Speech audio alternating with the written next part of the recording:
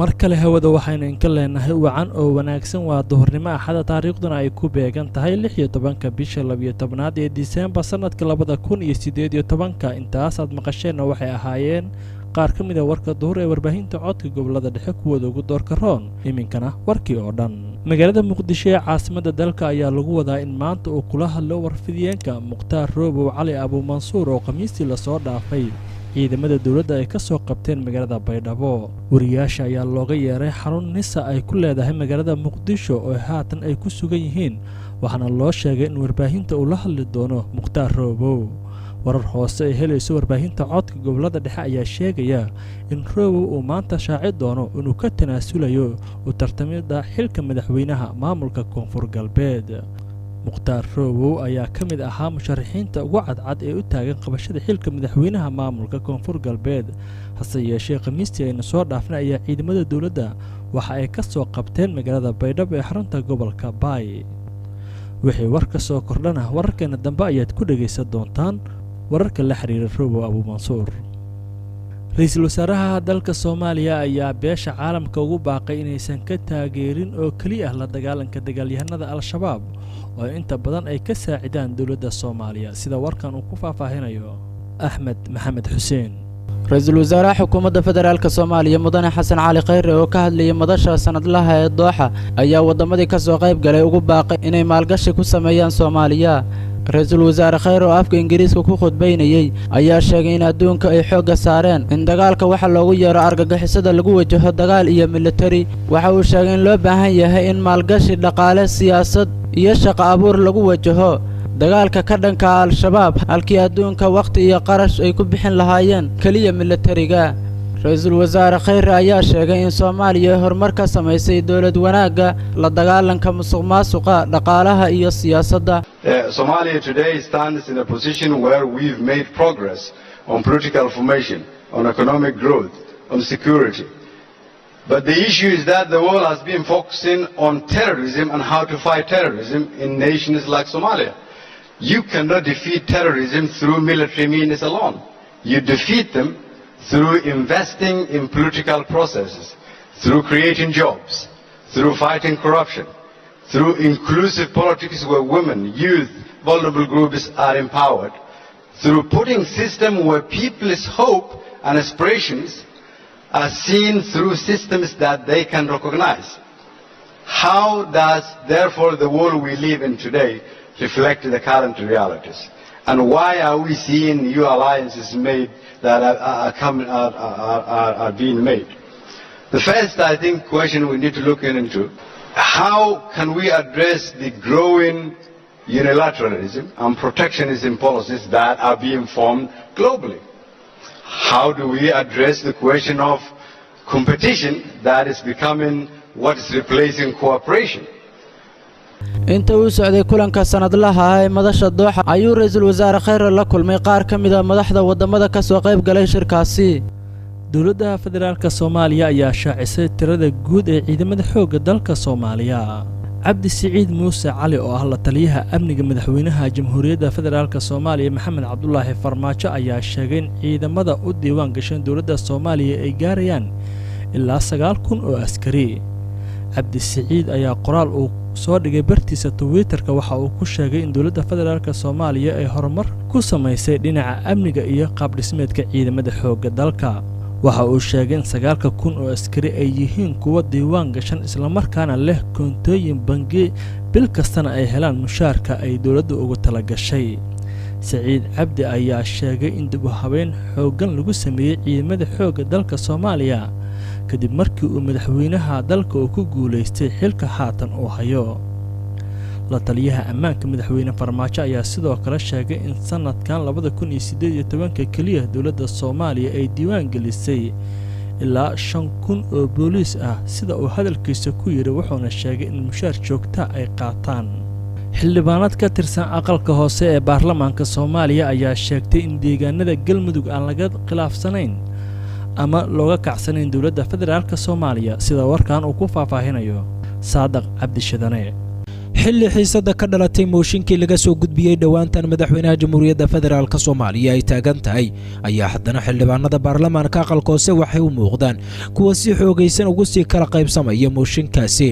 xildhibaanad ubax tahliil warsame oo ka mida mudanayaasha baarlamaanka aqalka hoose hadalla caro u muuqdana ka jeedinaysay kulan xildhibaanadu ay ku yeesheen muqdisho waxay sheegtay beesha ay ka soo jeedo iyo deegaanada dowlad goboleedka galmudug oo deegaan ahaan laga soo doortay dadka ku dhaqanaysan dowladda federaalk soomaaliya khilaafsanayn isla markaasna aysan jirnin dad dowladda ka soo horjeeda xildhibaanadu waxay sheegtay dadka fowdada iyo qaska wada waa siday hadalka u dhigtee inay yihiin dad doonaya mushaar wax ka badan hase yeeshee soomaaliya aan lagu shaqaynin mushaar wax ka badan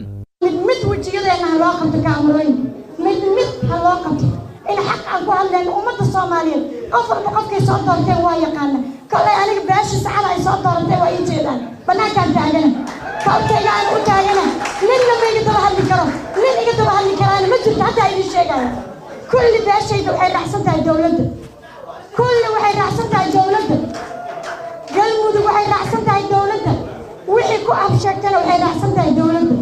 waxaan rabnaa maanta hadday jiro sharci iyo dastuur aan u hoggaansanno dowladdeenna daacadda ah dowladdeenna sharafta badan aan u hoggaansanno laguma shaqeeyo wax mushaar ka badan laakiin dad raba wax mushaar ka badan ayaa qaylinahaya loomana hayo hadal dhammaantiin iyo war quruxdiis xildhibaanadii horaa yidhi ayaan ku daynayaa ku soo aruurinayaa waxaan leeyahay shacabka soomaaliyeed gaar ahaan gabdhaha war annagaa dhibaataysan war carruurteennii baa bannaanka jiifta wax tahriib laga celinayo waa ayaga shaqada dadka waxa loo samaynayo waa ayaga war ayagaa u baahan nimankaan qaylinaya oo ilma adeeradaya oo walaalaheeya oo xildhibaanada qaran ah yaa la dhegaysanin ma odhanaha yaa la dhegaysanin ma odhanaha aad ayuu mahadsan yahay saadaq cabdishadane oo warkaasi soo koobaya baydhabo haddii aynu eegno musharaxiinta u taagan qabashada xilka madaxweynaha maamulka koonfur galbeed ayaa maanta khudbado ka hor jeediyey qaarkood xildhibaanada baarlamaanka maamulkaasi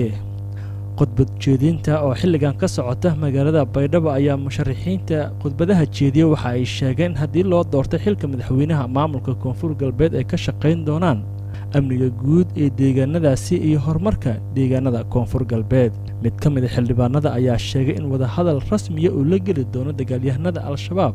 si loo soo afjaro dhibaatooyinka ay ku hayaan maamulka koonfur galbeed sida uu sheegay xildhibaanada qaarkood oo aan weli jeedin khudbadaha ayaa lagu wadaa in ay la hadlaan xildhibaanada baarlamaanka maamulka koonfur galbeed iyagoona ka hor sheegi doona waxyaabaha u qorshaysan inay ka qabtaan deegaanada koonfur galbeed haddii loo doorto xilka ay u tartamayaan wararkeena dambe ayaadna ku dhegaysan doontaan wixii war la xiriira arrimahaasi guddiga joogtada ee aqalka sare ee baarlamaanka ayaa war ka soo saaray xiisadaha ka taagan magaalada baydhabo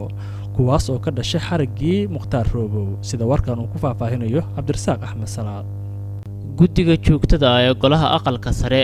ayaa kulan ay ku yeesheen magaalada muqdisho waxay war qoraala ka soo saareen rabshadaha ka taagan magaalada baydhabo warka qoraalka oo ka soo baxay guddiga aqalka sare ayaa u qornaa sida tan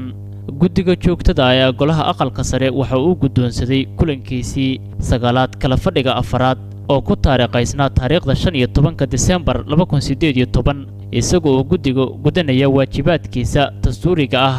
oo ku matalaya xubnaha dawladda federaalka Soomaaliya isagoo xog ogaal u ah xasilooni darrada nabadgelyada iyo midda siyaasadeed ee ka taagan magaalada Baydhabo ee dawlad goboleedka Koonfur Galbeed Soomaaliya waxa uu tacsi tiiraanyada u dirayaa ehelada iyo qoysaska dadka Soomaaliyeed ee ku geeriyooday amaba waxyeeladu ay ka soo gaartay qalalaasaha iyo rabshadaha ugu dambeeyay ee ka taagnaa magaalada Baydhabo guddiga joogtada ah ee golaha aqalka sare isagoo oo walaac xooggan ka qaba xaaladda amni iyo midda maamul inay faraha ka baxdo ayuu wuxuu ugu baaqayaa dhammaan dhinacyada ku lugta leh xaaladda ka taagan magaalada Baydhabo inay joojiyaan colaadaha iyo qalalaasaha ayna si nabadgelyo iyo wadahadallo ah ku soo afjaraan ismandhaafka ka taagan si loo soo celiyo nidaamka iyo kala dambaynta magaalada Baydhabo. Guddiga joogtada ah ee golaha aqalka sare waxa uu ugu baaqayaa dhammaan mas'uuliyiinta iyo shacabka dowlad goboleedka Koonfur Galbeed in ay si wadajir ah u dhowraan dastuurka iyo sharciyada kale ee dowlad goboleedka si ay u suurto gasho qabsoomidda doorasho xor iyo xalaal ah.